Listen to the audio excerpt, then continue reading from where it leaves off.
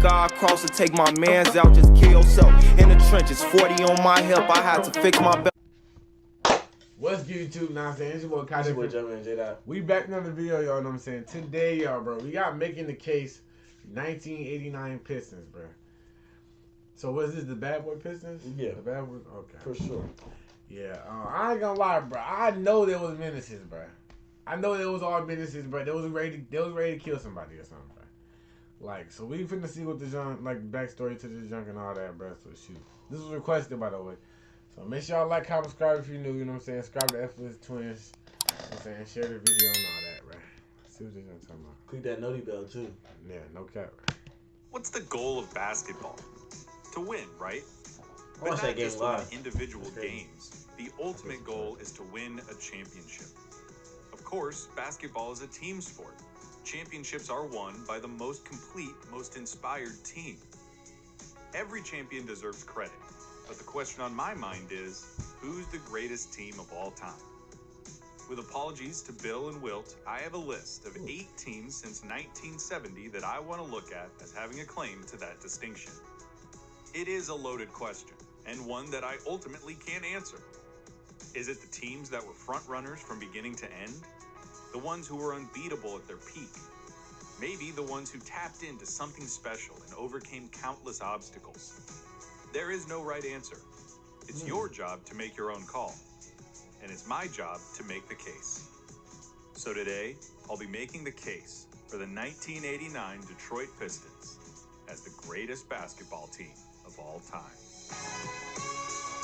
Alright. See what the world's talking about. It's making the case, bro. You need people like me. You need people like me so you can point your fucking fingers. Whoa, this from a movie? That's Tony Montana. Say that's Whoa, bro. That's Tony Montana. Yeah, nah, bro. Y'all not finna get this, man. The Bad Boys. Perhaps the most notorious collection of bruisers and tough guys ever to play basketball. If you lived through it and you weren't from Detroit, odds are you hated the Pistons. Well, I don't. Just Oh, because God. they I'm defined from what a Detroit. physical brand He of from defense Detroit. looked like, but because they also kicked your team's ass at one point or another. They finished the regular season with a 63-19 record, lost only 2 playoff games, and boasted one of the vaunted defenses in basketball history. They ran 9 or 10 men deep, led by Isaiah Thomas and Joe Dumars in the backcourt, Bill Laimbeer in the middle, Dennis Rodman, Adrian Dantley, and later Mark Aguirre as the forwards, Rick Mahorn at the 4 spot, and Vinnie Johnson, John Sally, and James Edwards coming in as reserves. Let's go ahead and get one thing straight. The Pistons are villains. What else would you call a team that threw more elbows, dealt more hip checks, and delivered more hard fouls than anyone? Watch any basketball documentary.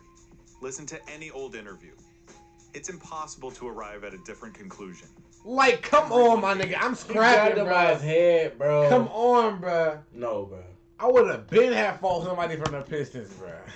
Pippen, Jordan, Bird, McHale, Parrish, Worthy, reporters, announcers, commentators, executives, and fans You alike. heard that? He said my name, right? You heard he said my name, right? No, not you, bro. Pippen, The dude from the Jordan, Celtics. Bird, McHale, Parrish, Worthy, reporters, announcers, commentators, executives, and fans alike pined for the heads of the Pistons. They were the villains. You might point out the fact that Bill Laimbeer goes down as perhaps the most hated athlete who never did anything illegal.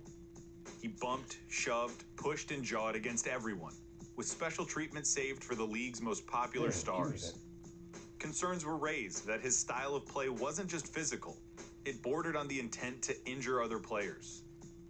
You might remember the comments made by Rodman what the outside hell? Isaiah after the 1987 Eastern Conference Finals against the Celtics, in which the two asserted that if Larry Bird were black, he'd be just another good player. but I'd have to agree with Rodman. If he was black, he'd be just another good guy. Add in the fact that Isaiah had the taste of sour grapes because of his infamous stolen inbounds pass in Game 5, and the Pistons looked downright petulant. Toss in the walkout after the 91 Eastern Conference Finals and a general air of intimidation and lack of sportsmanship from nearly the entire roster, and you could say that the reputation of the bad boy Detroit Pistons preceded them. That they were and have always been the villains. And you would be right. And that, my dear viewer, is exactly what the Pistons wanted. It's what makes them great villains, and what makes them a great basketball team. This team is layered. On the outside, you have the infamous physicality, Come on, bro. the bully ball, the bad boy namesake. This fed into an entirely intentional and calculated strategy in which the Pistons sought Like, to come contest their on, my opponent. nigga. I'm finna swing on that nigga for Larry Bird. Calculated strategy Like what? Did you put the whole elbow into him? in which the Pistons sought to contest their opponents mentally. They wanted their opponents more preoccupied with where the next hit was coming from than with winning the basketball game. And you'll notice that through all the infamous scraps that the Pistons were involved in, they rarely threw the first punch. Agitate, don't retaliate. Instigate, don't initiate. None of it would have worked, nor been possible, had the Pistons not been ludicrously talented. It's time for your business to look as good as it feels. You so smack for real. God, man. Y'all need to go. Hold on. Let me see. We just started recording. Get y'all some Popeyes, right? But get the shrimp. What is these guys called? The shrimp. Popcorn shrimp. Get a popcorn shrimp, bro. No cap, bro. We just put you on. No cap. And what brought it all together was the same thing that is at the heart of only the greatest of champions. Only the most superlative for real. teams. A deep, genuine, authentic bond and belief in each other. At the heart of the Pistons was the fact that they were a team. The physicality was what it was. And I Oh don't my know gosh! Jesus at Christ. times it had an essence Yeah, of Larry. brutality. Yeah, Larry. Basketball is a better sport without it. It Damn. did make possible probably still an made that improbable shit, too. championship run at a time when they weren't supposed to be there. It was an approach built almost out of necessity. The 80s belonged to Bird and Magic, and as Michael Jordan began his ascent, it was clear that he would soon inherit the league. No one allocated the time nor the space for a blue-collar team from Detroit without a single player averaging over 20 points to inject themselves into basketball history. Head coach Chuck Daly and Isaiah realized that this team couldn't win by playing the way the Celtics played. They couldn't win playing the way the Lakers played. They didn't have a Michael Jordan. They had to find an edge. And so they exploited the fact that at that time in the NBA, a foul was just a foul. You could get ejected for overtly malicious acts. You could get a technical foul for arguing a call or for technical infractions. But a clothesline was penalized the same way that a reach-in was. To gain an advantage, the Pistons became willing to go where no other team had gone before. They bucked sportsmanship, skipped Fuck no, bruh. He was trying to pat him after that Nah, shit. bro, Fuck no, no, we bro. not cool, my nigga. Hell no, bro. I'm not dapping Team him. had gone before. It's done for. They bucked sportsmanship, skipped over gamesmanship, and went to work. Wait, on did their you still make shit. that shit? He made that shit, bruh. willing to go where no I other know team had gone I before. know where a ball They lands bucked from a missing to sportsmanship, make, bruh. That was a Real, bro. smooth landing. And went to work on their opponent's psyche. Bro, I'm so tired of Michael Of course, Jordan, none of this bro. would have mattered. None of the mind games or the shit stirring would have done the Pistons a lick of good had they not been one of the deepest, most complete teams to ever compete in the NBA. Bill Laimbeer, as we've established, was the league's premier antagonist. But his antics overshadow his tremendous defensive abilities, his exceptional rebounding instincts, his peerless durability, and the fact that he remains among the sweetest shooting centers ever. He averaged a 14 and 10 on 50% shooting, despite the fact that he didn't have a post move to speak of in an era that was still predicated on play down low. Oh, hell no, that His jumper, quick bro. trigger on a shooting stroke made Laimbeer an essential pick and pop player, something that was nearly as alien in 1989 as a smartphone. Just as important, he never tried to be something that he wasn't. He knew he wasn't as good as Parrish or Kareem or McHale or Olajuwon. He couldn't dream of competing athletically with the great centers at the time. So he operated with intent, exploiting position, intelligence, tenacity, and physicality to command the court like a chessboard. He wore the black hat, He winked at the cameras when he knew that millions of fans were screaming at their TV sets. To the world, he provided a face for the bad boy image, a lightning rod for their controversy. To the team, he provided the spirit and the motive for everything. So when it what's it called? That one nigga. Ben Wallace and them come. That was like 2000s. Oh shit, damn. What them? Right to do. What them? Speaking of controversial guys with high motors, Dennis Rodman. Now keep in mind, this was not the Dennis Rodman with the hair and the tats and the high-profile relationships. This version of Rodman was young, hungry, and motivated chiefly by his desire to prove that he belonged on a championship NBA roster. His rapid development necessitated a mid-season trade that we'll talk about later, but Rodman spent the majority of the year coming off the bench. Despite limited minutes, Rodman averaged nearly a double-double and was a first-team all-defensive selection. Give me The most that. important thing to know about Rodman is that he cared. He cared a lot. He fought for rebounds, dove for loose balls, took defensive assignments personally, and paid no minds to speed limits. He was full throttle, foot on the gas, at all times. He cried when he won Defensive Player of the Year in 1990. He pumped his fist after taking every charge. Though he wasn't a scorer, young Rodman was an athlete on the level of Shawn Kemp and Charles Barkley and belongs in the Chamberlain, Russell, Moses class of rebounder. At 6'7", he was the quintessential defender in the league. He could be stuck on anyone, from John Stockton to Scottie Pippen to Robert Parrish. No matchup was too big for him, and he consistently raised his level to Give me that bitch. throughout his career. Everything. Whether it was Larry Bird or Shaquille O'Neal. Oh yeah, cause he says he was clapping is a Shaquille leader O'Neal in shit. sports, but Jeff I remember seeing that. Which is crazy. Oh God, that big Shaquille O'Neal big as heck, man. Like what? As much as I've enjoyed and will continue to enjoy Dang, his pushing the villain jersey? narrative with these Pistons, the fact is not everyone played both. Damn. In fact, if you didn't know any Friendly better, fire and would you shit. believe me if I told you that the player for whom the NBA's annual sportsmanship trophy is named played for the '89 Pistons? Oh my God. It's true. Since 1996, the player who most exemplifies the ideals of sportsmanship on the court, with ethical behavior, fair play, and integrity, is awarded the Joe Dumars Trophy. Joe Dumars might not have shared the same attitude as some of the rest of the Pistons, but he was as vital to the team as any player, combining with Isaiah to form one of the scariest backcourts you can imagine. As a scorer, he was as well-rounded as anyone in the league. He wasn't a high flyer, but he could attack the basket, make his free was not throws, cooking me. I was swing the cooking ball you around, in and a nail mouth shots bucket. from all over the court. As a defender, I think I need only tell you that Michael Jordan cites Dumars as the toughest cover he ever faced in the NBA. Like Rodman, he was a first-team All-NBA defensive selection, perhaps even more impressive considering he didn't resort to cheap shots.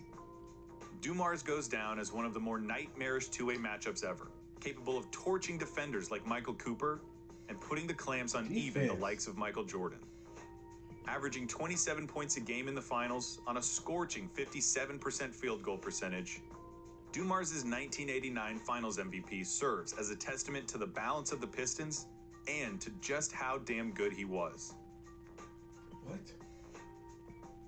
Rick Mahorn stood as a brick wall next to Lambeer, similarly unafraid to get his hands dirty, set hard screens, grab rebounds, and make his presence known. Vinny, the Microwave Johnson, came off the bench to the tune of 14 points a game. You look like you ready. Oh As his shit. namesake implies, You look like you ready the to crash Microwave out could on get TV. hot in a hurry and feasted on opposing reserve He units. look like a crash out dummy. Oh shit. With Wait, this jump jump shot shot. like that. Like John that shit Sally like and James Evans ugh. were players more out of the Joe Dumars mold, in that they weren't complete assholes. But both men played key roles in the team's championship effort. Sally on the defensive end with his hellacious blocks, and Edwards on the offensive end with his unstoppable fadeaway. Leading the show with an incandescent smile that betrayed one of the most competitive minds in professional sports was Isaiah Thomas. Spend any amount of time researching Isaiah Thomas's basketball career, and you will hear a number of things over and over. First and foremost, that he remains the best pure point guard of all time.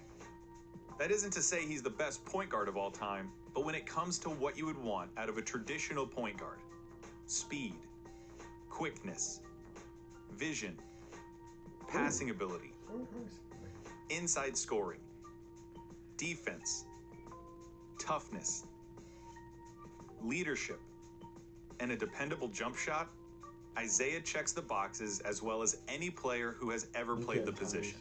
He's on the short list of being one of the only point guards who can say that they were the best player on a championship-winning team, alongside Magic Johnson and Steph Curry. Yeah, we've seen these highlights. Isaiah's stock has always been something of debate, and most of that is his own fault. Damn. Of course, the reputation of the team and their ability to make enemies out of everyone did him no favors in the moment. No one wanted to talk about how great Isaiah was. They went to bed at night dreaming of Isaiah getting rocked by Hulk Hogan. Because he managed to piss off so many stars. What? When they came together and Oh, fuck no, nigga. Hogan. Nigga was on the Because slip he and slide managed and to still piss passed off it. so- Oh, I'm done. What the hell is that? Bruh, alright, Isaiah, because I never seen a highlight of you. You doing that shit. What the fuck wrong with you? Stars, when they came together and formed the Dream Team in the summer of '92, Isaiah was famously left out. He hasn't done himself any favors in his post-playing career, embarrassing himself as an executive and coach, and prolonging his feud with Michael Jordan by asserting that LeBron James is the greatest player ever. He is. He will always lose the popularity contest. Even people who never saw him play hate him, because the legends of the game hate him. None of this is to make you pity Isaiah. When you choose to play like he did and cultivate a reputation that way, you have to live with consequences like this. But those aren't the only reasons Isaiah gets discounted. Isaiah could take over games at a moment's notice. He did it all the time, which is why his blunder in '87 is even more shocking. Isaiah lived for the big moments. But the thing that made him special was that he sought basketball of the highest order. He didn't want to have to take over games. He didn't care about making all-NBA teams or winning MVPs. He wanted to win. And he wanted to win with a team of guys who bought into a culture of accountability and camaraderie. He gave up shots and minutes so that Dumars and Vinnie Johnson could develop. He cultivated the culture like a garden, meticulously tending to its needs, encouraging and ensuring that it grew in all the right ways. In his eyes, a team was a lot harder to stop when you had to worry about 9 guys who could beat you than it was to stop 2 or 3. It's why the team's statistics don't jump out at you. They played a style of basketball between the lines. The balance of the Pistons roster, their flexibility and versatility would not have been possible had Isaiah not been so willing to sacrifice his own success for the greater good. You might think that's hokey, and you might think that's bullshit, but it's true. When you talk about that era of basketball, there are 4 names that matter more than all the others. Magic Johnson, Larry Bird, Michael Jordan, and Isaiah Thomas. And oh, by the way, Isaiah has a winning playoff record against each of those other 3 players. If you want proof of the Pistons' culture, look no further than the Adrian Dantley trade. A 6'5" scoring machine that would one day end up in the Hall of Fame. Dantley arrived in Detroit in '87 and immediately made an impact. He gave the team an offensive dynamic that they've been missing for years and helped propel the franchise to contender status. But by '89, Rodman's developed propel the franchise to contender status.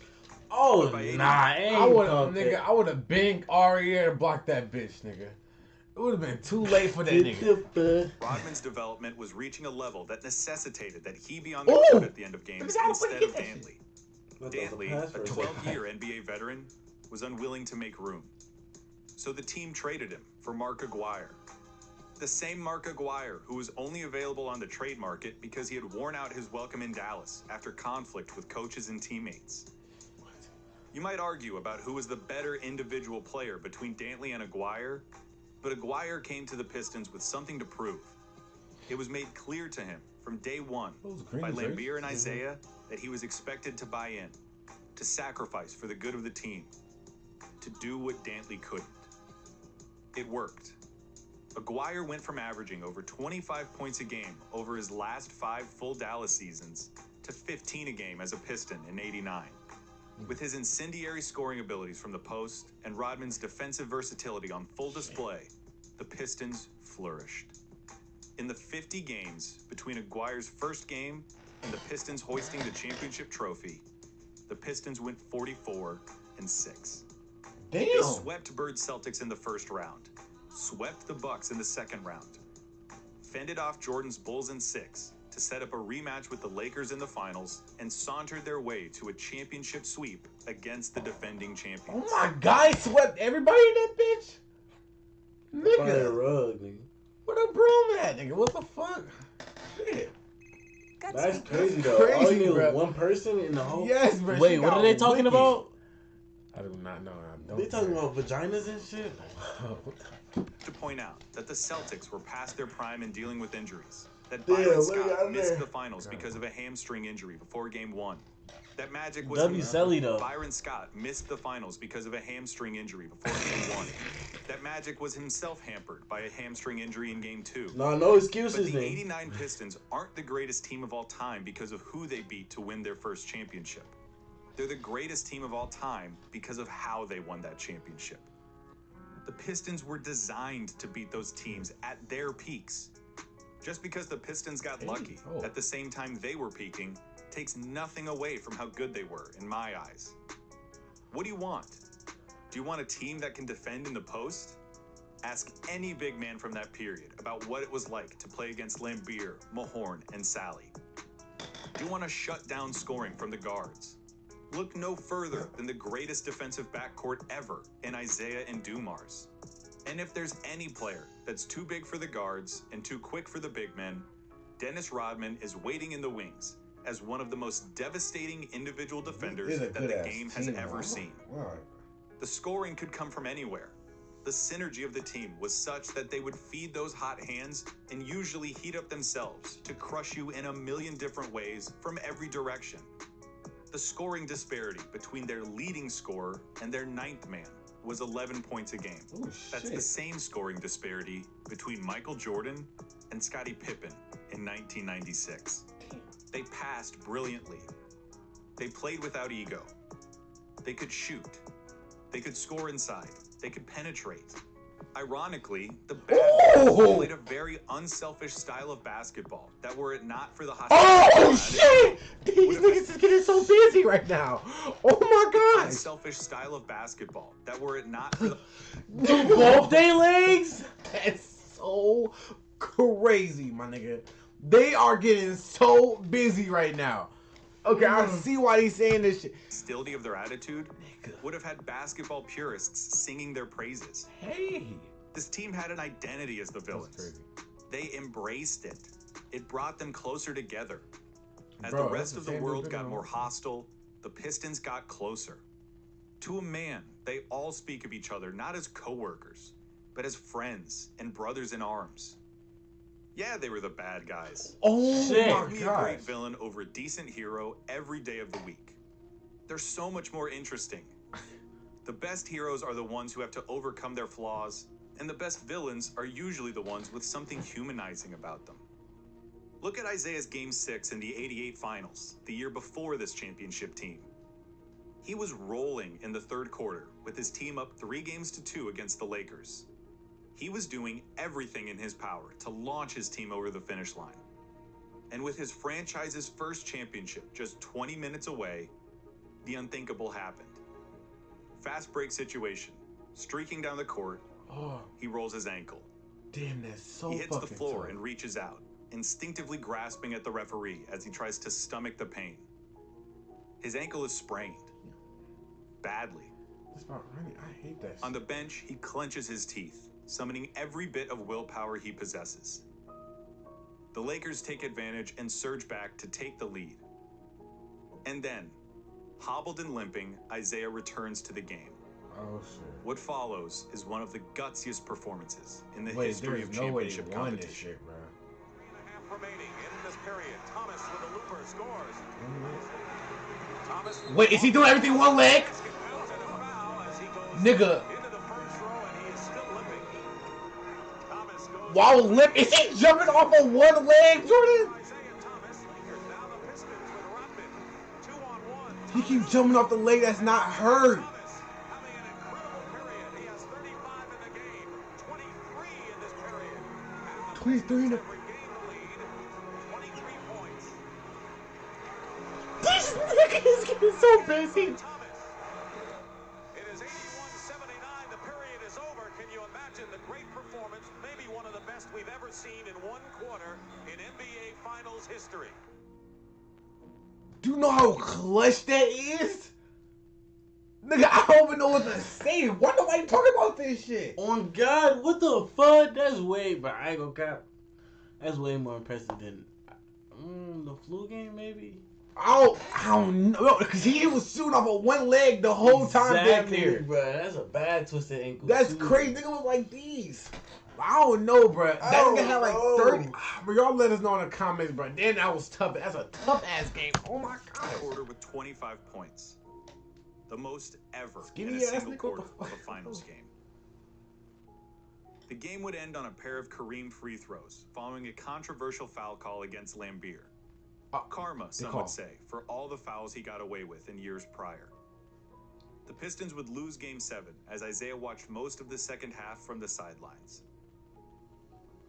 In light of that effort and that heartbreak, how can you watch the Pistons celebrate in '89 and not feel, if only for a minute, that they deserved it? They didn't cheat. They didn't cheat the rules, they didn't cheat the game, and they didn't cheat themselves.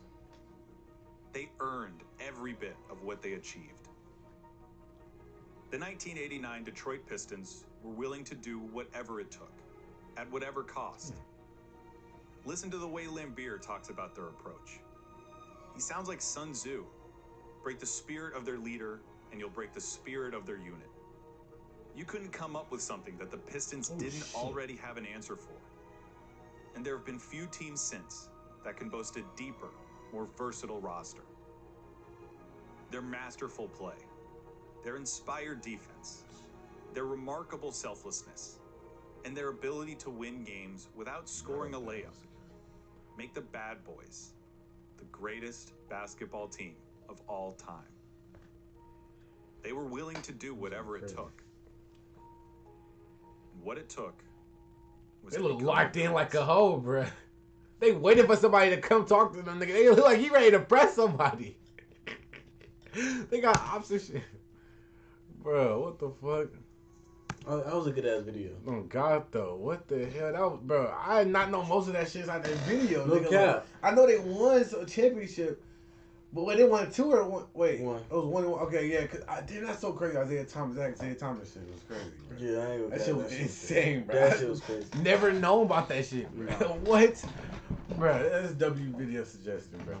But shoot, y'all, bro. That's the end of the video, and I'm saying make sure y'all like, comment, subscribe if you're new. Subscribe to Effortless Twins. Comment off the individual season react to share the video. Press that post notification, the post notification button. Okay, bro. I forgot what it's called. Yeah, this way. Belly trucks with semi-suck, La Harlem turn the city up. Be wild and don't get any fucks. We block stars, they